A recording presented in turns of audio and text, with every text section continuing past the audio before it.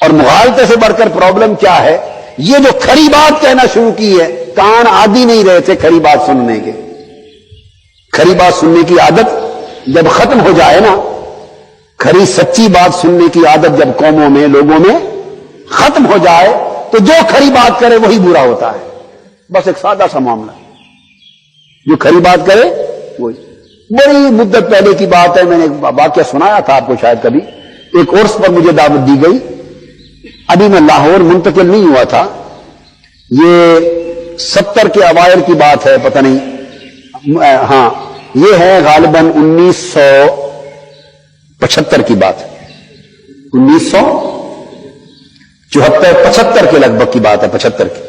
کوئی عرس ہوا تو وہ میرے پاس آئے خطاب کے لیے دعوت دینے. میں اس زمانے پریکٹس کرتا تھا، وکالت کرتا تھا، 2 سال 2.5 سال جب پریکٹس کی جنگ میں وکالت کی. تو عرس تھا، خطاب کے لیے آئے. تو میں نے کہا ابھی میں نے سنا ہے کہ آپ کے پیر صاحب سجدہ کرواتے اور عورتوں سے اپنی ٹانگیں پاؤں بھی دبواتے، تو میں تو نہیں جانا چاہتا، معذرت خواہ.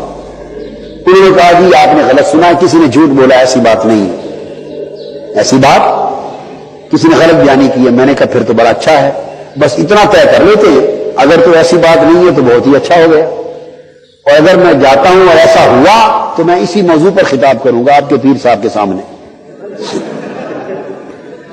کہ عورتوں سے دبوانا کیسا ہے شریعت میں پیر کا، اور سجدے کروانے کا حکم کیا ہے. پھر موضوع یہی ہوگا. انہوں نے کہا ٹھیک ہے جی بالکل. میں چلا گیا، میرے ساتھ کچھ اور آدمی بھی تھے، جا کے بیٹھے تو جو سنا تھا وہ درست پایا.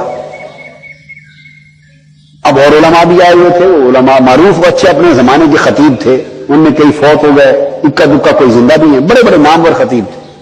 میرے سامنے کی بات ہے، وہ خطاب کرتے رہے، عورتیں ان کے ٹانگیں دباتی رہی، ان کے پاؤں دباتے رہے، لوگ آنے والے دور 15 فٹ دور سے سیدھا دھڑام سجدے میں گرتے رہے، سیدھا سجدہ کرتے رہے، پاؤں دباتے رہے. کوئی چومنے چامنے والا کوئی مغالطہ نہیں، ہمیں تو نہیں نا مغالطہ لگ سکتا. تو سجدے بھی ہوتے رہے اور عورتوں سے پاؤں بھی دبتے رہے، اور وہ جو خطبہ اور علماء تھے وہ کرامات اولیاء پر خطاب کرتے رہے، اور اس کو کتب بناتے رہے، اور غوث بناتے رہے، اور ولی بناتے رہے، اولیاء کی شان بیان اور تاکہ اور دب دب کے سجدے کریں. سچ بات ہے کہ مجھ سے تو بیٹھا نہ گیا. اب میں اس حال میں چھوڑ کے بھی نہیں جانا چاہتا تھا کہ چھوڑ کے چلا جاؤں، یہ بھی اچھی بات نہیں. میں کہنا چاہتا تھا حق بات. تو میں نے چٹ دی کہ مجھے ذرا جلدی ہے تو میرا خطاب جلدی کروا دیں. چٹ دے دی، وہ خوش ہو گیا، چلو ٹھیک ہے جی. تو انہوں نے میرا خطاب پہلے اعلان کر دیا، نعرے لگوائے میرے خوب، اور خطاب کا اعلان ہو گیا. میں نے کہا میرے خطاب کا موضوع یہ ہے کہ پیر کو سجدہ کرنے کا حکم کیا ہے اور عورتوں سے پاؤں دبوانے کا حکم کیا ہے. یہ خطاب کرنا. وہ سنتے ان کی آنکھیں پھٹ گئی، دیکھنے لگی کہ یہ کیا کرنا چاہتے ہیں. 1-2 منٹ انہوں نے مجھے سنا، 1-2 منٹ سنا، اور میں نے بھی کہا کہ یہ وار سارا 5-7 منٹ سے اوپر بات چلنی کوئی نہیں، 5-7 منٹ کے اندر ہی میدان جنگ بن جانا ہے. یہ تو جو کہنا ہے کہہ لو. یعنی وہ کام کیا مفتی صاحب والا.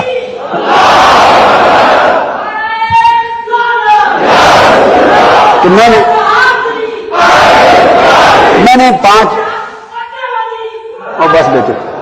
5-7 منٹ میں لب لباب دونوں باتوں کا نچوڑ ان کے سامنے رکھ دیا کہ اگر تو خدا سمجھ کے سجدے کر رہے ہو تو کافر اور مشرک کو تم مسلمان ہی نہیں رہے، کلمہ دوبارہ پڑھو. اور نہ یہ پیر مسلمان بچا ہے، یہ بیٹھا ہے سامنے، اور نہ تم مسلمان رہے. اور اگر تعظیمن کر رہے ہو تو یہ بھی حرام کار ہے، کروانے والا، کرنے والے بھی حرام ہیں، اور یہاں کوئی عرس نہیں ہو رہا، دوزخ کمائی جا رہی ہے. اور جو عورتیں پاؤں دبا رہی ہیں ان کا دبانا بھی حرام، اس شخص کا دبوانا حرام، ایسے پیر سے بیعت کرنا حرام ہے. بھائی 5-7 منٹ میں نے سارا نچوڑ دے دیا. اس کے بعد قرآن و حدیث بھی بتا دیا. اب اس سے زیادہ تقریر اور کیا ہونی تھی.